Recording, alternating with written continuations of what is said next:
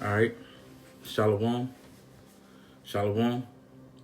I want to give all praise, glory, and honor to Yahweh, Bahasham, Yahweh Shai, Bahasham, Bracha HaKodash. Double honors to our apostles and elders of Great Millstone who does lead and rule well. Salutations to all you hopeful like Akim pushing out this word in truth and in sincerity throughout the four corners of the earth. And sincere shalom also to you Akim and Aqua for listening and learning, preparing yourselves here in these last days. And to the entire household of faith, fighting this good fight of faith, I want to say shalom. This is your brother Daquar from the DC camp. Come back at you with another lesson.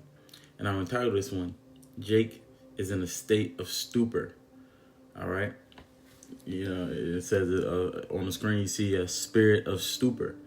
All right. Now, what I wanted to do was, I'm going to pull up the etymology of that word, and then we can get into it. All right. But the etymology of the word was from late 14th century. In medicine, instability, numbness. It says also state of amazement. Just like people are amazed at this whore, our people are all caught up into this world, It says from Latin stupor, insensibility, numbness, dullness. From stupere, be stunned, see stupid, all right? And this is why the scriptures call them sottish children, Let me pull that up right quick. So when we say that Jake is stupid, they really are. This is Jeremiah 4 and 22. It says, "For my people is foolish; they have not known me. They are sottish children, and they have none understanding. They are wise to do evil, but to do good they have no knowledge." All right, and this is why the scriptures say that they are spiritually dead. They wandered out of the way of understanding. Now they are in the congregation of the dead, They're not physically dead, but they spiritually dead. Let me look up that word, sottish. Where's it? Oh, here we go. And it just say fool, as in foolish. Sakal. It says, just fool. That's all. It's the only definition. Silly, foolish, sottish. Okay. It says a habitual drunkard. Okay. Now, look at this though. It says intellectually insensibility, apathy, or torpor of mind, Salakia. Unconsciousness. That's why we liken the the so-called conscious community to the unconscious community, So all of you that's in these different religions that's worshiping these other false gods, you're in a state of stupor, man. It says the state of being numb, a lack of sensation, dullness. Let's see. A lack of interest or excitement, lack of brightness, vividness. This is why you're black, Or Sheen says the quality of being slow to understand, stupidity. So I've seen a couple of videos. Matter of fact, I might pull up one the elder sent me. But it's another one. Hold up. Let me see if I can pull this up. Because there's so much going on and Jake just can't see it. They don't see what's happening here, man. Let's see if I can get this playing. To paraphrase Jeff Foxworthy, if you're watching this video, you just may be a terrorist. Professor Poutine here, time for Mysteries, Histories. Stick with me on this, folks, because they don't see that this devil is about to come for them, man. And you aren't going to like how. As many of you are aware, Donald Trump, a few weeks back, designated Antifa a terrorist organization, which doesn't make any sense. It's not an organization. They don't have a CEO or a board of directors. You can't call the Antifa hotline because you didn't get your secret decoder ring and membership badge. It's an organizing principle. It's an idea. Many of your grandparents were Antifa when they stormed the beaches on D-Day. Well, this has caused some real problem for law enforcement. Who are they actually supposed to be targeting? So Donald Trump followed up with another executive order. This is the one that impacts every single one of you. This executive order was signed on the 25th of September, and it's called Countering Domestic Terrorism and Organized Political Violence. And what this does is it designates exactly who the federal government can now target as terrorists. And before I tell you how this applies to you, this executive order also authorizes the Justice Department to use any other governmental agencies, including the NSA, FBI, whoever they want, to investigate, track down, arrest anybody who might be involved in any of the terroristic activities that are listed in this particular executive order. Well, what would those terroristic activities actually be? You may be a terrorist if you are engaged in anti-Americanism, anti-capitalism, anti-Christianity, supporting the overthrow of the United States government, extremism on migration, race, and gender, or hostility towards those who hold traditional American views on family, religion, and morality. That is terrifying in the scope that Donald Trump just used to paint every single enemy of the administration's viewpoints, this extreme right-wing Christian nationalist view of America, a terrorist. What does it mean if you hold anti-capitalist views? If you believe that prescription medication should be cheaper, does that mean you're a terrorist? What does it mean to hold anti-Christian views? So now if you're a Muslim or a Jew, you're a terrorist? What does it mean if you don't share the traditional views on family and morality? So if you believe in LGBTQ plus rights and anybody can live and love whoever they want, does that mean you're a terrorist? What does it mean to hold extreme views on race and migration? So if you think brown people shouldn't get arrested just because they're brown, or if you think that ICE shouldn't be able to sweep anybody they want off the streets and throw them into a camp, you're a terrorist? Folks, authorizing the Justice Department to target anybody who disagrees with this administration's view of what it means to be quote-unquote American should terrify all of you. Here's another one. Stephen Miller. He was saying a lot lately. You know, but they coming for you, Jakes, man. Let me see. The officers that I see sitting in front of me, we are about to provide you with a level of support you cannot even imagine. This isn't just a task force. This is a all of government unlimited support operation. ATF, DEA, FBI, ICE, Department of War, every resource we have. And they're not going to be sitting behind a desk at a keyboard. We are sending in real cops with guns and badges to go out with you on the street every single night making arrests. These are people who have taken down drug cartels, kingpins, the worst criminal offenders in the United States, standing with you shoulder to shoulder to shoulder. All we ask from you is to show up at roll call every single night with your brothers and sisters in the federal government and to go out and get the criminals off the street. And if you do that, I pledge to you, we will liberate this city from the criminal element that has plagued it for generations. This is not just a strategy shift. This is an attitude shift. We are not going to live in an environment anywhere where there is a street that belongs to a criminal, where there is a neighborhood that belongs to a gang, where there is any physical space anywhere that belongs to anyone other than the law-abiding citizens and families of Memphis. The idea that there is a square inch of block in this city where a citizen doesn't feel safe is unacceptable. This is Memphis. This is the United States of America, and all that bullshit is done. It's over. It's finished. See, he said a lot more than that, man. He was talking big crazy. Like, if you think...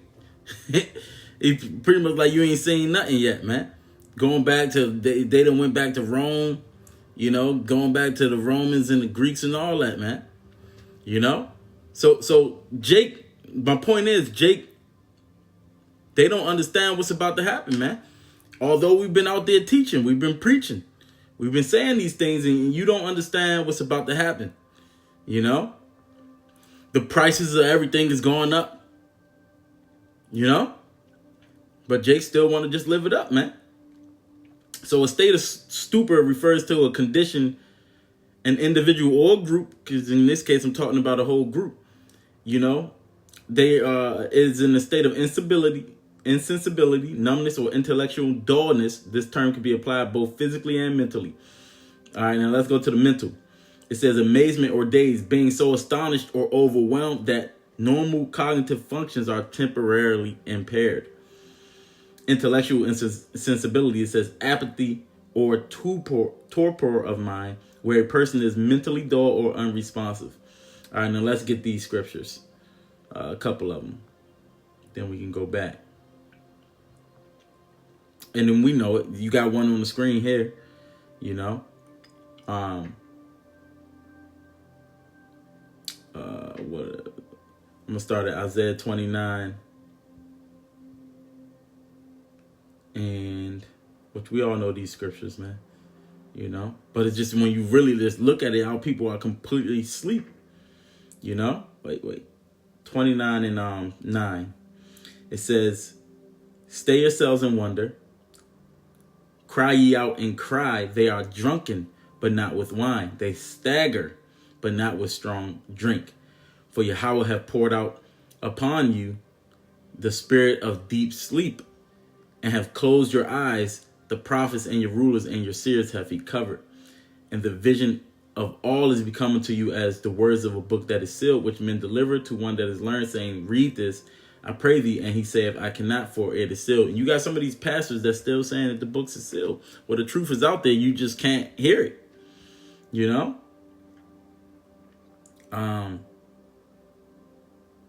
This is okay. I just wanted to see what else they said. It says overwhelming urge to sleep, you know, where it says deep sleep. I wanted to see what the other version said, you know. But yeah. I mean, and they're not warning you of these things, man. So they aiding and keeping you asleep, man. You know? So he sealed your eyes, man. He sealed some of these prophets' eyes, you know, and covered the heads of some of these seers, man. You know? Let me get, now I'm going to go to Romans, the one that's on the screen. Romans 11. And I think I'm going to start a little, verse 7. It says, what then? Israel have not obtained that which he seeketh for, but the election have obtained it, and the rest were blinded. According as it is written, the Most High have given them the spirit of slumber. Eyes, and that's what we just read. Eyes that they should not see, and ears that they should not hear. Well, not exactly. It's 6 and 9. And ears that they should not hear until this day. All right. And David said, let their table be made a snare and a trap and a stumbling block and a recompense unto them. Let their eyes be darkened that they may not see, and bow down their back always.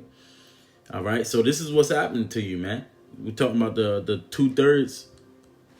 I'm talking about here in America, man. But a lot of our people still sleep, man. And this trouble is about to come upon you, man. Judgment is about to come upon you for all of your wickedness and your rebellion. You know? And this is the Most High. He's the one that's doing it. This is divine judgment from you, man. He has a divine hand in causing you to stay asleep. Your spiritual senses has been blocked, man. You've been given the spirit of the world. What's that? What's that? 1 Corinthians. Let me see. 2. 1 Corinthians 2 verse 12. It says, now we have received not the spirit of the world, but the spirit which is of the Most High, that we might know the things that are freely given to us of the Most High. And that's why we can appreciate this gift of grace and this opportunity. Yahweh died for us to be able to get this knowledge, you know. But see, the rest of them, everybody else, guess what? You're going to have to pay for your sins on your own. And remember, he said that he speaketh to some of you in mysteries because it's not given unto you to know the secrets, you know. It's not given unto you to know these mysteries, man. And so he speaks to you in parables, man. You're not able to get this thing. It says, Now we have received not the spirit of the world, but the spirit which is of the Most High, that we might know the things that are freely given to us of the Most High, which things also we speak, not in words which man's wisdom teacheth, but which the Holy Spirit teacheth, comparing spiritual things with spiritual. The natural man receiveth not the things of the Spirit, and this is you. All right, these are the 2/3. But the natural man receiveth not the things of the Spirit of the Most High, for they are foolishness unto him. Neither can he know them, because they are spiritually discerned. So you have to have the correct spirit to be able to discern these things, and you don't. So you're in a deep sleep. Shalakia. This is Jeremiah 5 and verse 20. It says, declare this in the house of Jacob and publish it in Judah, saying, hear now this, O foolish people, and without understanding, which have eyes and see not, which have ears and fear not. All right. Fear ye not me, saith Yahweh. Will ye not tremble at my presence, which have placed the sand for the bound of the sea by a perpetual decree, that it cannot pass it? And though the waves thereof toss themselves, yet can they not prevail. Though they roar, yet can they not pass over it. And so you can't even tell that. Look at the picture on the screen. You can't even tell the Most High's power from then, and you still don't want to fear him. Look how vast the ocean is and how the waves, but they can't overtake the sand, unless the Most High allow it to happen. But on a normal basis, that's not happening. But this people have a revolting and a rebellious heart. They are revolted and gone. Neither say they in their heart, let us now fear Yahweh our power, that giveth rain, both the former and latter. In his season he reserved unto us the appointed weeks of the harvest. It says, your iniquities have turned away these things, and your sins have withholden good things from you. All right. And so now look at you. You in this state, man, where you completely lost. You at the mercy of this devil. You have no idea what's going on, man.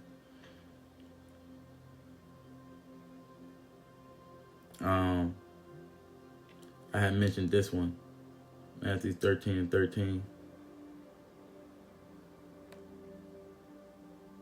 Oh, and let me get this too.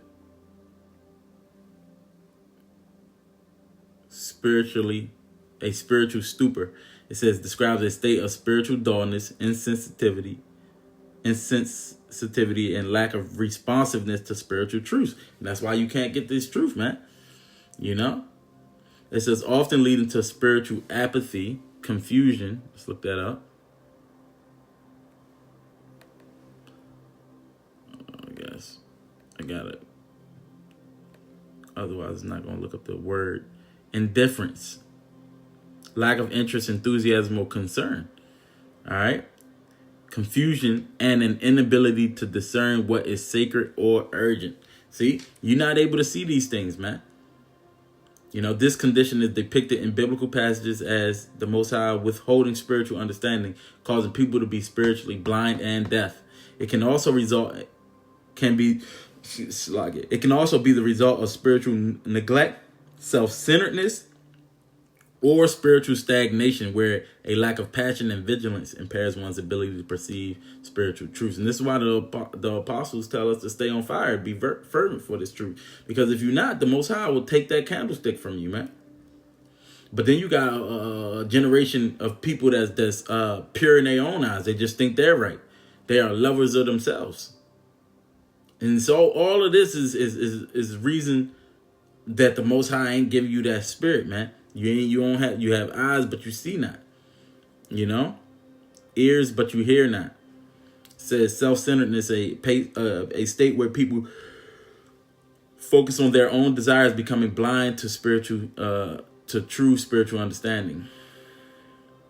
Spiritual neglect, a gradual dulling of the spirit due to a lack of regular maintenance or tending to one's soul. And that's what you're seeing people fall out of this truth, man. You're in a state of stupor, man. Snap out of it. But a lot of people, you're not able to snap out of it because the Most High don't want you to snap out of it. It says lack of clarity or confusion and inability to distinguish between spiritual and non-spiritual or urgent or nonchalant matters. All right. Let's see what else. I'm not going to read how to overcome it.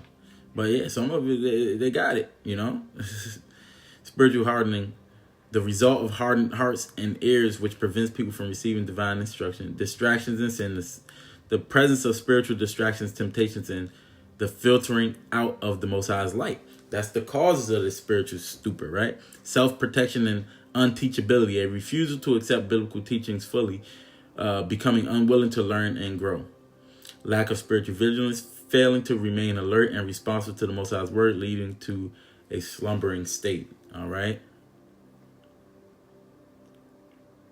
So this is what's happening to you, man. You know? Did I get that? No.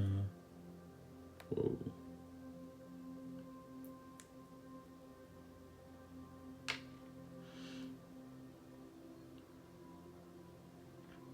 All right, this is it. Matthew 13:10 says, and the disciples came and said unto him, why speakest thou unto them in parables? He answered and said unto them, because it is given unto you to know the mysteries of the kingdom of heaven, but to them it is not given. For whosoever hath, to him shall be given, and he shall have more abundance. But whosoever hath not, from him shall be taken away, even that he hath. Therefore speak I to them in parables, because they seeing see not, and hearing hear not, neither do they understand. So although you got the ears, you can't truly hear it. You can't hear the message. It says, and in them is fulfilled the prophecy of Isaiah, which saith, by hearing ye shall hear and shall not understand, and seeing ye shall see and shall not perceive. For this people's heart is waxed gross, and their ears are dull of hearing, and their eyes shall be have they closed, lest at any time they should hear with their eyes and hear with their ears, and should understand with their heart, and should be converted, and I should heal them. All right, but blessed are your eyes, for they see, and your ears, for they hear. Okay. So again, the Most High, he just doesn't want them. And a lot of times, the wickedness just blinded you, man. Let me see. I'm gonna try to get something in the Apocrypha.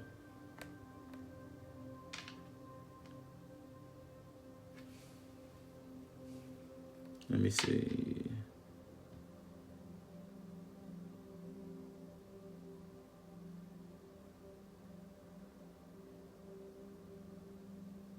No, that's not what I want.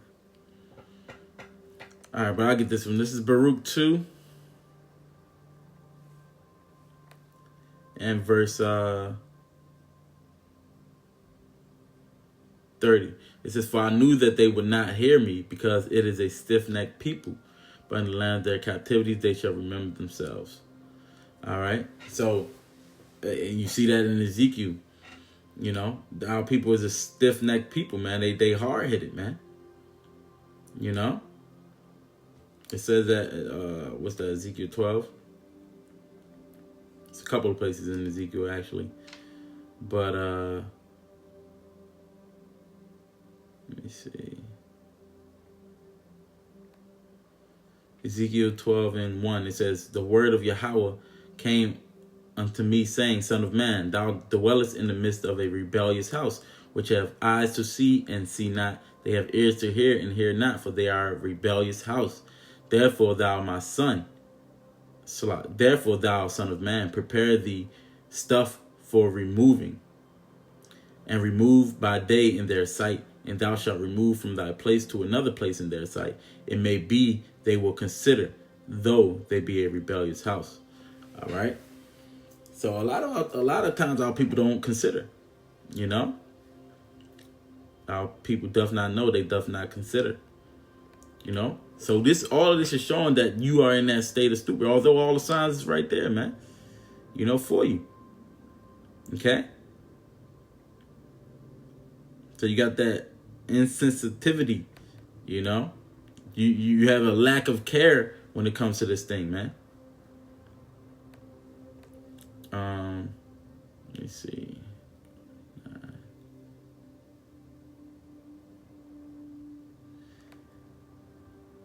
This is Deuteronomy 29:3. It says, the great temptations which thine eyes have seen, the signs and those great miracles, yet Yahweh have not given you an heart to perceive, and eyes to see, and ears to hear unto this day. So even like during that time in Egypt with all those miracles, he didn't give them certain of them. They still was going. They wanted to go back to Egypt. They didn't get it because the Most High didn't give them the heart to perceive and the eyes to see and the ears to hear, man. And the same thing now, because we seeing great miracles, man. We seeing plenty of evidence of the Most High's truth, man. You know, but they not getting it, man. You know, even your own sins it testify against you. These curses, you know, you should be call them to mind. You know, the prophecies, they all happening, but Jake still ain't getting it, man. You know, and that just shows you that we are those people, man. You know, and then on the flip side, you got the prophets, man, that's teaching the truth. You know. So it says, for apathy, a lack of motivation, indifference to positive and negative events, reduced interaction with others, minimal emotional expressions. It says, for stupor mind, difficulty focusing, slow cognitive process, delayed responses, difficult. See, that's actual mental like things, which I'm talking spiritually, you know. But yeah, you Jakes, you're disinterested in this thing, man, and you can't see what's going on. So this is the position that you in, man. You know. But I wanted to mention, you know, because in modern use, they talk about drug or alcohol influence. You know, when someone is heavily intoxicated, they might be in a stupor. And that's why you drunken, but not with wine. You staggering, but not with strong drink. You know. It says shock or trauma after experiencing a traumatic event, a person might appear in a mental stupor, disconnected or unresponsive. And now people have been through a hell of a traumatic, and all of this aids, which Esau knows, and they doing that to you, man. That aids in you being in this position, man. It says overwhelming conditions, extreme stress, fatigue, or emotional overload can cause someone to be in a state of stupor. So all of these things is working against you, man. What you just need, the Lord. You know, the scripture says that you that heavy laden, you know, you come to the Lord, man. You know, but I just wanted to do a quick lesson on that. You know, Lord's willing, it was edifying. To the next one, I want to give all praise, glory, and honor to Yahweh, Bahasham, Yahweh Shai, Bahasham, Wakal Kadash. And I want to say Shalom.